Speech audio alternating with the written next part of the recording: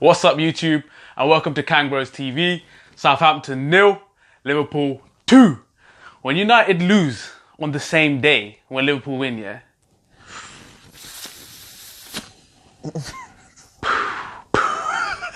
Every Liverpool fan knows, yeah? When Man United lose on the same day, it's that extra little sprinkle on top of the dessert, innit? What a day. A good professional performance for me. I think it's a great result for Liverpool.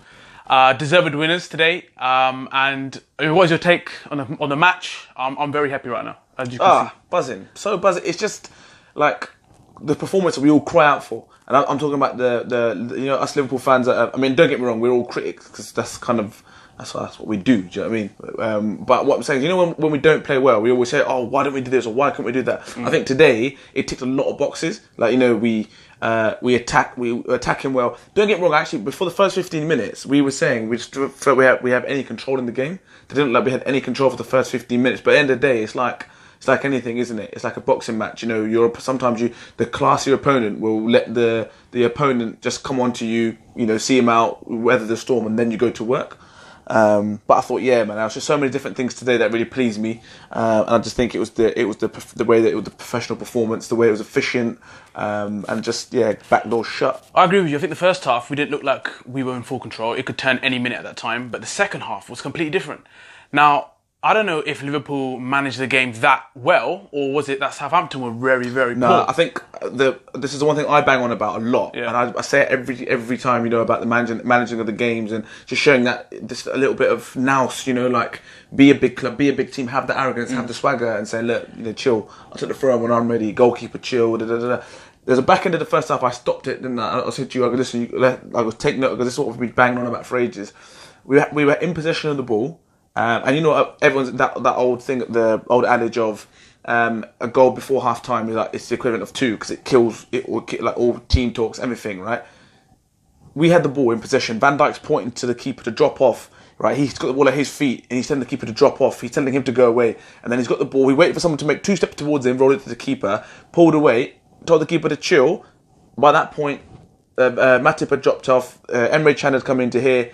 And I looked at the shape, I thought, why have we not been doing this before? Do you know what I mean? Managing the game, see the game out. And then from that, we were managing the game so well, and Southampton was so disjointed by that point, we ended up having a chance at the end where we should have done better. I think Ox played the ball to Mane, or Firmino, and it wasn't the best pass, but we had a chance right at the end. And as long as we're in control, and we're controlling the game, that's what I've been crying out for ages. And I thought today, that was something that was just so good to see. Are you worried for Southampton? I mean, we'll touch on Southampton just quickly, right? I mean, for me, they're in the bottom 3. They look like they didn't showing any fight towards the end. I don't know if they had no energy left, but would you be worried if you're a Southampton fan? I'd be, on that performance, anyway, from the second half performance as well, I'd be petrified. Because you look at Swansea is showing heart. West Ham, they'll get results. Swansea would do it. Newcastle were fantastic today.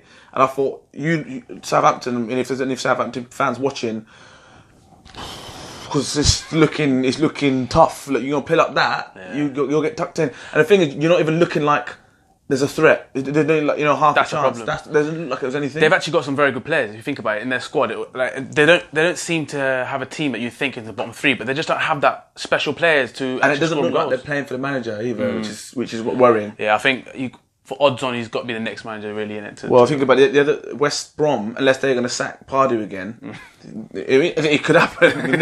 Everyone else seems to be winning around them. They had that injection. I mean, we got tucked in by them in the cup, and that was one of our big rants a couple of weeks ago. Yeah. But at the end of the day, we said earlier, it's funny how West Brom were at it against us, and they've looked shite against other teams. So I don't know. At the moment, Southampton, I'd be concerned. I'd be very concerned. So let's talk about our front 3, Salah and Firmino and Mane.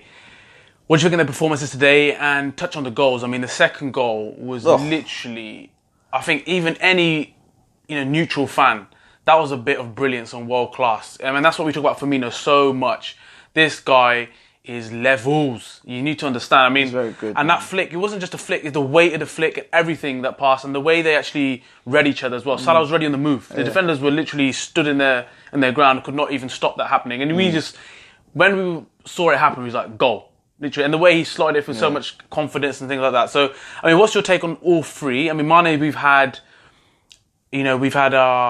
different opinions on him on his last few performances. But I mean, what was your take on all the three? I thought, funnily enough, I know that the man of the match was given to Salah, I think it was, and by the guys there. But I actually thought Firmino was my man of the match today. Just consistently being a pest. Just I play centre half, and I play in defence, and he'd be my worst nightmare. As soon as you get the ball at your feet, you're thinking, right, okay, I'm going to complete a 5-yard pass. A normal striker would come in your eye line, right, and you'd like try and cut off your pass. He comes around the blind side and tries to nick it from the other side. Just little things like that, and you just think. I think Carragher made a comment in the press the other day about he's Suarez-esque, and it pissed me off because Suarez, like he knows it better than anybody else. I was close to tears when Suarez left. It cut me deep when I was like, "That's my guy." I was like, "Nah, man, just chat to him a minute. Someone just chat to him and that. Just give him a yard or something." But he was my guy.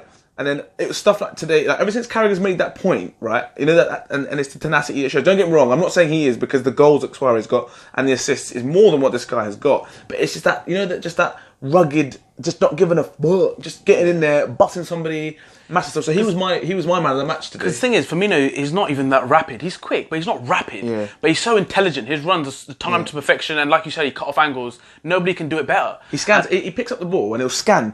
He'll never scan before, but he scans. You get the ball, scans again, and that's it. Then he's concentrating on the ball because he knows where his runners are and he finds them. Yeah. And I think I thought he was brilliant. The one. Salah was good today. He was good today. There's a few one-on-ones today. It was funnily enough. He was one-on-one with Wesley Hoot. He had him one-on-one twice, and we were like, yeah, he's gonna get murked. He's gonna get rinsed. And the mate, he actually got him every time, didn't he? He didn't beat his defender once. But the one I wanted to actually speak about from my side, and I know you'll talk about Salah in a minute, but it's Mane. Now, I've been giving him some stick over the last few. Not stick's probably the wrong word, but criticising and saying I don't think he's quite at that level that the other two are at the moment. And kind of pull up his socks. I thought today his work rate off the ball, his tackling, maybe because he had a bit of a bee in his bonnet because it was Southampton. I don't know, but I was really impressed with him today. I was happy with him today. I thought he was good. I thought he put in a real good shift. And all the other two will get the plaudits. But there's been times, for example, the Burnley game where he got the plaudits and he probably wasn't as good as maybe the others that were playing. Yeah. So shout out to him today. I thought he worked tirelessly. He could have had a goal. But yeah, I was happy with him today. But I'll let you go on about Salah. So yeah, I mean, Salah was absolutely amazing again. I think his goal ratio and all this kind of stuff now is just blinding people, thinking what is going on right now. But all-round performance, once again, he doesn't seem to disappoint us, right? So the other thing I wanted to touch on was Firmino, how he was fouled throughout the whole game, and he got absolutely fuck all. Was that just me? Or was I was equally raging about that. There was that penalty shot in the first half when he went down. Now, I won't lie to you. When I first saw it, obviously, the cameras are always a bit like all over the place. I thought, I don't see what the problem is. But he's not normally one to go down. I don't get me wrong, he's got a dive in him, but I didn't think to myself he's going to go down too easy. I watched it back and I thought, well, that's a penalty. That's a penalty. The mate's gripped him up. That's a penalty. Another foul happened, and I think it was the same guy. He went straight for the back of him. He'd grabbed him by the shirt, and Firmino's shirt was by his flipping ears, right? I thought, that's another foul. Doesn't matter if it's in the penalty box or wherever, it's a foul. Second half, in the corner, Arnie against the Tadic. Minimal contact. Yeah, he just given a foul. Commentator's gone, well, that's a foul. Oh, hold on a minute. If that's a foul, right, there's actually less contact on that one than they have on Firmino. And I'll go back to the Everton game. If that's a penalty, if that foul by Lovren on Holgate is a penalty, then that Firmino was assault today. That's how much it was just so frustrating. And I don't think those little rubs of green, and obviously what happened last week, I'm not even going to go back into that, but people seem to be getting the rubber of green around those sort of things. I'm looking at us, I'm thinking, that's a penalty, that's a foul, we're not getting anything. Yeah. It's so frustrating. Maybe it's because it's the type of player that he is, that he lives his foot in now and then, and he nicks something here and there that people think, maybe, he deserves it or whatever. But if it's a foul, you give it. Yeah, I agree. I don't think we don't get anything from the referee today. And even like we was watching the United Newcastle game, that foul on Gale, that is a pen. That's a pen. How is he not given that as a pen? But I'm glad he gave the foul, the free kick for the goal on Smalling. Because what is that guy doing, bruv? But anyway, that's another thing. Now, the next point we want to cover, and I'll jump in at this point because I know that I'm actually have to hold this guy back till you want to talk about this, yeah? But VVD. For me, The guy was actually nuts today, yeah? Rolls Royce, like bossed it. I mean, I guess you can argue you'd expect him to do that against someone like Southampton, but a clean sheet away from home, 3 points. When other teams around us have dropped points, normally, this is where as Liverpool fans will be like, we're gonna mess up today. Yeah. But you go on. Yeah, I mean, Liverpool fans know, right? You know, when other teams around us don't, lose points, we normally fuck up with them. But today, VVD, literally, he was commanding. I saw that from him today. He was talking to everybody. He's putting people into positions. And he won so many battles up in the air. I don't think he lost a single aerial battle today. And I think the other defenders, it rubs off on them as well. They're thinking VVD is here smashing people out and winning the ball. And it gives them confidence as well. But for me, I think that's what helped us manage that game that we were talking about. It's because VVD was there and he was so influential for so many different reasons. And I think whoever doubted him, there's been United fans be saying, oh, what's your guy VVD doing, for example, against the Tottenham game? But, you know, each game that we've been watching him, slowly, he's just showing why he's worth that. I mean, he was just so relaxed. This was a game that was meant to be a bit of maybe a nervous one for him because he's going back to Southampton, all the boos. It didn't faze him at all. There were some challenges that people made on him. He was smiling to himself. Do you know what I mean? I think he was in so control of this game. It's going to be a great chance to see him in Champions League and see what he really does at that level. I'm not saying Southampton were bad, but they didn't really sort of worry our defence too much. But he was commanded from the back, and that's, I think, for us, it made it so easy, the game. And this is the first time, as a Liverpool fan, we've actually sat back and been able to enjoy a game of football. I mean, when's the last time, really, that Liverpool hadn't had a roller coaster game? I think at neutrals, someone think, when Liverpool are playing, they go, I'm going to watch this game, because we don't know what the hell's going to go on. So this is the first time, for a long, long time, that we've, watched the game and just we were chatting, weren't we? Chatting about the game. But yeah, big shout out to VVD. Great performance. And I think hopefully in the Champions League he continues that. But he's showing why he should be there. I'm not too sure if Matip and him is the best partnership for us right now, though. I mean, him and Lovren played amazingly well. Matip was okay today, wasn't he? I mean, he made some... They played all right. Well, okay, yeah, but Matip... Well, yeah, I'm comparing the two then. Well, what I'd say is that you see the second goal, Matip drove that out, rolled that ball into thing. I don't see Lovren doing that. True. So, it's a bit of a catch-22. Good point. But the one thing I'll pick up on that is I get your point, and I think it's a good headache to have.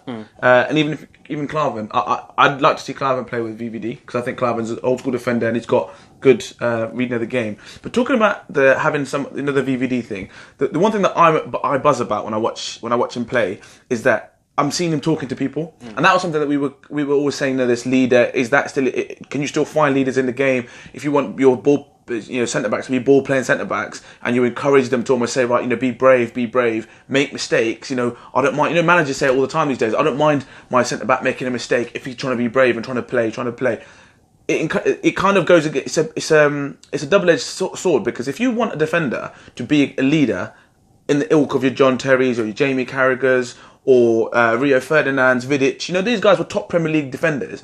The reason that they were top Premier League defenders is they played. They set an example, and they set that example. Rio Ferdinand, for me, is a bit of an anomaly, because he could play, and he was very good, and he very, very rarely made mistakes. But the other three, they were out-and-out defenders. It was defend first, and that's it. Full stop. Boom. In my midfielder, I'll roll you the ball, go and play, right? We're going to keep the back door shut. That goes back to your Keowns, that goes back to your Adams. Every successful team that there's been, they've always had those guys at the back. Now, they're leaders. They're not making mistakes, because I know what it's like, and I'm sure everyone else watching who's played football, and anybody, yourself, everybody who's going to have any understanding of football, you get your back up when someone's digging you out. You get your back up a little bit, don't you? And sometimes it's hard. Sometimes when it's in an emotional environment, it's hard sometimes to just turn around and listen to him, and your centre back saying, "Listen, you've given the ball away 3 times there. I don't mind that, but listen, be better on the ball." As soon as you hear that, you get your back up a little bit, especially coming from someone who's tried to be brave and made 2 mistakes, and now he's trying to be a leader. Hold on a minute, we're 2-0 down because you've made 2 mistakes, and now you're telling me that I need to be passing the ball better. How hard is that to bite your tongue? So the leader, that leader conversation and topic, is it a dying breed? For me, that ilk of defender is a dying breed in the Premier League. If you look at your centre backs at the moment, all encouraged to try and play out from the back. They will make mistakes, but then how are you going to try and be a leader after making their mistakes? VVD today was very. I was buzzing off it because he defended first and he found 5 yards and let the midfielders go and play. The other side of it that was really refreshing was one thing that's really annoyed me with Liverpool fullbacks is that they go into places where they don't need to be. They'll go flying out. Moreno was very, very bad at it, and Arnie's and Gomez to a certain extent, but Arnie more so. Typically, if there's something in front of him, he kind of thinks, oh, I can go nick that, I can go nick that. As soon as VVD's have been in the side, all of a sudden, those defenders, they're keeping their shape. They ain't going flying out. And you're seeing Wijnaldum work his bollocks off now to make the runs because he's probably been told from behind, left shoulder, go 5 yards, left shoulder. And then as soon as he goes in, right, Emre Can, you come and sit in here. And that organisation, all of a sudden, we're looking like we're a unit at the back now. That's why I always felt that we shipped goals, because we didn't have the protection in front of the defence. Mm-hmm. And that comes from having a centre-back saying, listen, your job is this, 5 yards to the left.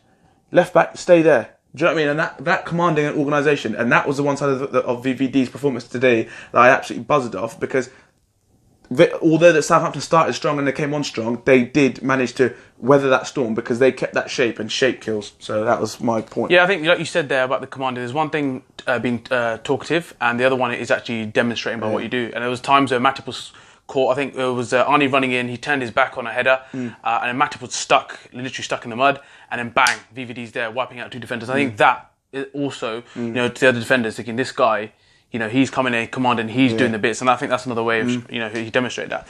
Let's move on now quickly to the midfield. Now, you just touched on there about Gini having an excellent game. I thought he was fantastic. He broke up play like he always does. He was running forward again. And then I don't want to go too much on Emre personally, because I think I dig him out quite a lot, but let me know what your thoughts were on Emre and on Ox as well. I'll leave this open to everybody else watching as well, because I know there's a few people out there that think that we both go quite hard at Emre. I don't know about you guys, but I think Emre Can is an okay player, and I thought he had an okay game. For an okay player, he had an okay game today. He done okay. I don't like the way that he's always talking about. I saw it today a few times. He's looking at the player, speed up the pass, move it quicker. You got me. He's like doing that the whole time, move the ball quicker. And I'm like, bruv, that comes from you, G. The matter of, he's the one that's the slowest person to move the ball. Yeah, as I said, he was good. He won the ball back a couple of times today. He was combative, and he was a presence in there today. And he done okay today. I'm not gonna dig him out, but that's one thing I will say. The biggest problem we have with him is that he's very slow in what he does. Everything he does is very, very slow. He's quite. He takes a touch where he doesn't have to have a touch. Move the ball quicker. So today for me, he was okay, but he needs to move the ball quicker. Before that though, why is he captain? Why is he still captain? This is the 3rd time he's captain. He's leaving. Everyone knows he's leaving. Why the fuck is he the Liverpool captain? I just don't get it. Can anyone explain to me why he is the Liverpool captain? The only thing to that is that people always say, if you're a leader in your performances, right? Not your about what's going on. And that's why he was talking today, wasn't he? Yeah, he was trying to be commander. And that's fine. That's okay. But I'm the same as you. If I'm playing on a pitch and I'm looking at someone that's my leader, and I know it's just old school thinking, but I'll be thinking, you're going to die. If we're in the trenches, I'm in there for you. If it gets tough, the going gets tough, I'm looking at my leader to pull me through. I'm looking at him and thinking to myself, if it gets tough, you don't give a buck, because you ain't going to be here. And he ain't going to be here. Let's be realistic. Let's be honest. And that's where, for me, I'm old school like that. As I said, I'm trenches, and if we're fighting, if you're on the front line, I'm gonna run in there with you. If you're my leader, you're my captain. I've played in teams where I've looked at my captain and thought, that's my G. I've got your back. Do you know what I mean? If anything, even if something pops off, I'm straight over there because that's my captain. That's my guy.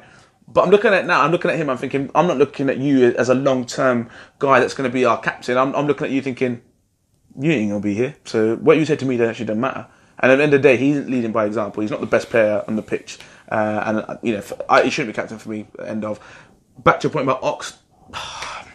He's too hot and cold. I like the guy. And you can see in his face when he come off today, he was cussing himself. I hope he's cussing himself anyway, because he was poor, man. You think so? Yeah, I thought he was poor. Man. Yeah, I don't really know what to make of his performance. I mean, the first goal came from his ball. He got the ball quickly and shipped it out quick. The ball wasn't great. It was a mistake from the defender. Who for the rest of the game had a good game. Yeah, he had a good game after. Yeah, he had a good game after that. But for me, I just don't think he's influential enough. I mean, when Milner came on, I was actually happy. I thought Milner was actually decent when he came on as well. We've been saying this for the last few weeks now. Yeah, since Milner's coming on, he's been showing that experience, that the way that he managed the game afterwards. He came on, he was in great positions, he kept the ball moving, picked out good passes. When Milner came on, I was actually happy. Yeah, so this way you go as Liverpool fans, you got to ask questions to yourself. Is like, what do we think of Ox? And the joke is, Arsenal fans are now saying it to me, is like, what you're saying about Ox is exactly how we felt about Ox. They felt that he was too hot and cold. He was great some games, he was absolute shite some games. Now, obviously, we want Ox to do very, very well, but I just didn't know what to make of his performance there. I just don't think, for me, Gini was amazing. I thought, like you said, Emre had a good game.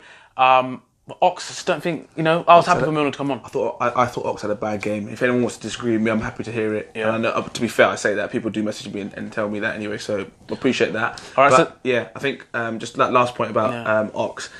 A side topic about a lot of the Arsenal fans, because we got a lot of Arsenal mates, Arsenal fan mates. The one thing that's very surprising, and I'd like to ask you this as well. I'm looking at the players that have left Arsenal in over the last 12 months or so, or the last 6 months or whatever. Ox, Wilshere before that, now he's back. Theo, Giroud, Kieran Gibbs. That's 5 players off the top of my head. Now, if I remember correctly, at Arsenal, they always seem to be injured, right? They ain't been very injured at the moment, are they? Nah. So I don't know if it's... I mean, obviously, give it time. And Theo's only been at Everton a little while, and same for a couple of others. Maybe it's something the way that Arsenal train, or something the way that they do, or maybe their doctors are a bit too soft. I don't know. I think that's always been an issue for Arsenal. I think they know that there's something wrong there with their training routine or something, because they're always getting injured. And for big games, there's a few seasons like Arsenal were doing very, very well, and they'll get 2 massive injuries, and it kept happening over and over again. And even was it last season or the season before? It was like post World Cup. All the French players were playing, apart from Koscielny, because they was like, he's been at the World Cup, and obviously they got to the final, or whatever. Payet was playing. There's a couple of other French guys that are playing, so I don't know, something isn't quite right there, and that's why I'm never going to jump on Ox's back too quickly, because at the end of the day, he's actually done okay since he's been there, but he's staying fit, which is the one thing, and it gives him time to have a spell in the side, and he'll get games. So it wasn't a great game today from the Ox, from my point, but there's time. So next point I want to mention is you dug him out in the last game. My man Karius, he's had 2 good games for me now. He doesn't agree. He thinks that the other game was not a great game for him because of what the mistake he thinks he made. What do you think of Karius? So, I mean, he made some big saves today. Yeah. And even, when he had to... I think Robbo did a few mistakes in the end. He made strong saves, and he had that sort of... He didn't have some massive saves to make, but he made good saves. Yeah, there was one at the back post when the ball came over and he came out quick. That was a top save. Yeah, I think that was Robbo. Wasn't it Robbo? I think, yeah. But it's not a mistake. It was a great ball. Yeah. A great ball. Listen, I didn't say he made a mistake last week. I'm not singling him out as the reason. Listen, let me finish. I'm not singling him out as to saying that's the reason we lost or we didn't pick up 3 points. But you think as a goalkeeper, he should have done better in that situation. That's my personal opinion. But I thought today he was brilliant. I thought his distribution was good. His game management was top draw, and I'm obviously such a big advocate of that. We saw that straight away. He was literally, when he was 1-0 up, he was doing the same thing, and grabbing the ball, hitting the floor straight away, and that's what you want to see from the game. And the goal started from him moving the ball quickly, as Klopp made a point. The one thing I'll put about Lloris is that, good game, he done well, and it's great that he kept a clean sheet, good for the defence and stuff. But the one thing you're starting to see now is that he's starting to fill up the shirt a little bit. Do you know what I mean? He's starting to be like, well, this is my shirt now. Yeah. And I'm going to be number 1, and I'm going to find my feet. It's nerve-wracking. It's like any whatever level of football or sport that you play, to know that next week you could be out the side for no reason. Do you know something like Klopp changes his keeper sometimes? It's like, I'm changing it up. Sometimes when you're not in the team and you're literally everything you do is under the microscope, it is daunting and it is worrying. I'd still love to go get a world-class goalkeeper, but I think he is starting to look like he's starting to have a bit of a presence now. He's starting to be a bit more confident, a little less jittery. Do you think this is it for Mignolet? Yeah, unfortunately, I think it is, and it's a shame because I would have said to him, a shame. No, because he's been a good servant to the club. I don't think he's very good, but he's been at the club, and he's there's been games. Remember, there's a Merseyside derby a couple of years ago against Man United. He made 2 amazing saves, but what I was going to say, if you let me finish before jumping in, it's a shame that he didn't get to go in January with the World Cup in mind. That's the point I was going to make. Okay. And the other thing is, if you're Danny Ward, going back to that point again, you must be sitting there thinking, why didn't you just let me go play for Huddersfield? They wanted me back. Why didn't you just let me go play there? I feel for him. I mean, what opportunity has he got? I mean, he was thinking, what do I have to do? There's been 2 keepers who've been shite throughout the season. Let's be honest, both of them. Only now Karius has done some good things. What did Ward have to do to actually get in? I think the only disadvantage for him was that we got knocked out of the FA Cup and the Carabao Cup. I think that's where Klopp may have used him. He didn't even for the games initially, so that's what was surprising. The other point is obviously Southampton being our academy. Yeah, I mean, obviously I made that tongue-in-cheek. I don't want Southampton fans to think I'm taking a piss. But, we came to play our academy today. We beat our academy. We looked out for the next wave. The next wave of talent coming through. Targets and that. Anyone stood out for you? There's a few that stood out for me. Yeah, there was. But I think I made a note of it earlier. The starting lineup today, we had VVD, Ox and Sadio. That were Southampton guys. Coming off the bench was Lallana and Lovren. Kleiny's out injured, and obviously there was Lambo as well, Lamborghini, and he's obviously not cut it. But I looked at there's 2 players today that stood out for me. And Same. There's the one that I liked, and I thought when we started the game, I thought, what was this guy? It was what's his name? Lamina. Wow, he was getting about it today, boy. But he was boss in the first half. He had the midfield under control. As far as I'm concerned, he was about. He was winning tackles, and he was too good at the first half to even get close. Yeah, and I actually thought, and Ox was actually getting buoyed off by him. And we watch obviously a lot of videos and stuff, and I watched West Ham Fan TV, and one of the fans made a point the other day. He's saying, he goes, it was just how Mario. Why if he's that good, why didn't Milan let him go? Get real. Let's get real. If he was that good, why is he going to come to West Ham at the moment? Do you know what I mean? You just should be realistic. And that's what I thought about Lamina. When I saw him sign from Juventus after winning the league and a European Cup, he signed for Southampton. So I was like, right, he's obviously a bad egg. He's obviously don't fancy it. He's obviously not going to eat. Something's wrong. That fact that he wants to sign for Southampton, right? And that's no disrespect to Southampton. I'm just saying there's lanes. We get players when Liverpool. But when Barcelona come knocking, we got to accept it. It is what it is. There's the food chain, right? So when I saw that he'd signed from Juventus, I thought he's obviously something wrong with him. Yeah. Watched him today. If that's what he's been, and I've seen him a couple of times, and I've seen glimpses of that. But today's the best I've seen. Mate, he's a player, and he's one that we do a bit of business with, I think.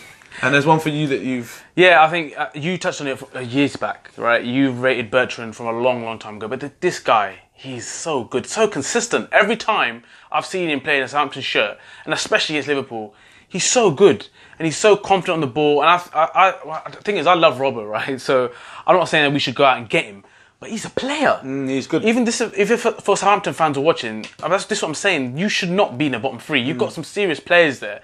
You're just lacking a few things at the top, I think, for them. But for them, from our academy, those 2 players for me. Bertrand played for Reading on loan a few years ago, and a friend of mine played for Reading at the time. So I was watching quite a few of the games, and I was speaking to him. He's actually a centre half, and he says to me a lot. He goes, Bertie's top draw. He goes, professional. First one in training. Put 100%. Great lad. Keeps himself to himself. Consistent on the weekends. He goes, he's top player.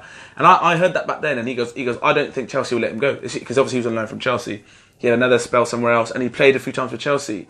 And then I saw him leave, and I couldn't believe it, because especially with Chelsea's situation, he'd be brilliant now, wouldn't he, if he was at Chelsea? But yeah, I think Bertie's, he'd be perfect for us. Yeah, them 2 players today were top draw for Southampton for sure.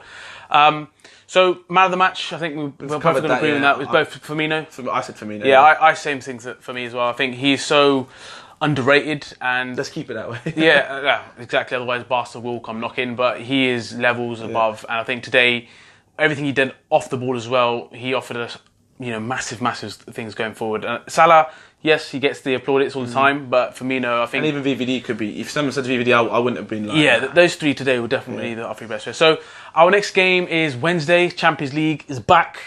Yeah, so away to Porto.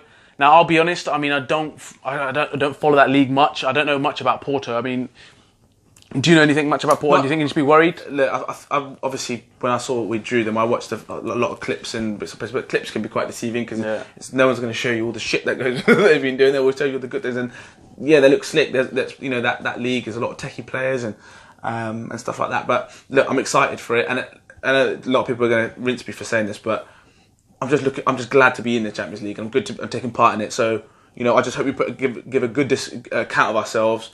We're third in the Premier League. Do you know what I mean? So we should be 2 points behind United. Yeah, 2 points behind United, who are second. So as far as I'm concerned, we should be going there with confidence, and we should be looking to have a bit of swagger about us. But just looking forward to it. It's great to be back, but still be in there and making waves in it. So excited.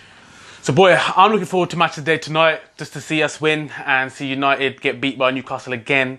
I mean, they got a tough game against Seville. We played Seville. Let's just finish up on that. I mean, how do you think United get on with Seville? I reckon they're in a bad place at the moment. You saw Pogba, didn't you? Yeah, I mean, that was a bit worrying. But listen, I just don't think that United will lose that game. I don't. As much as I would like them to lose it, I don't think they will. And there's too much quality in that team to lose it to Seville over 2 legs. Yeah. The one I'm worried about is Chelsea, because I think Chelsea could be getting messed up. I think they could get messed up, that. And to be honest with you, I think this game could seriously derail their season further, because they're like a boxer on the ropes at the moment. because they've took some too heavy shots. Something's not right there. Yeah, something's not right. And they're going into a world title fight now. And if they don't pick up their performance, they're going to struggle. But yeah, we're really interested to hear what you guys think about our analysis of the game. Are we being harsh on some players? Are we giving too much credit? Do we think that we're being a bit too forward or whatever? Let us know what you think. Thanks for tuning in, and see you guys Wednesday.